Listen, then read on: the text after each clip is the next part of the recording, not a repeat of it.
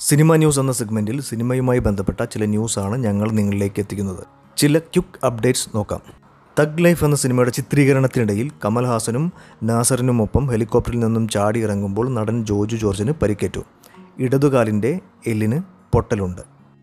ജോജി എന്ന സിനിമയുടെ ചിത്രീകരണത്തിനിടെയുണ്ടായ അനുഭവത്തെക്കുറിച്ച് ബാബുരാജ് ഈ അടുത്തിടെ പറഞ്ഞത് ഇങ്ങനെയാണ്: പുതിയ അഭിനേതാക്കൾ ഉള്ളതുകൊണ്ട് ചില ടേക്കൊക്കെ ചിലപ്പോൾ 10-15 തവണ പോകാം.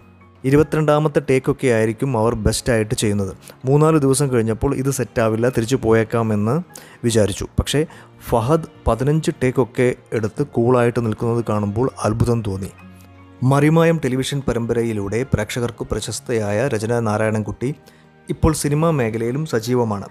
ഇപ്പോൾ രചന സോഷ്യൽ മീഡിയയിൽ പങ്കുവച്ച ഒരു ചിത്രമാണ് അവരുടെ ആരാധകരെ ഞെട്ടിച്ചിരിക്കുന്നത്. തിരുപ്പതി ക്ഷേത്രത്തിൽ പോയി തലമുണ്ടനം ചെയ്ത രചന തലമുണ്ടനം ചെയ്തതിന് ശേഷം എടുത്തിട്ട ഫോട്ടോയാണ് ചർച്ചയാകുന്നത്.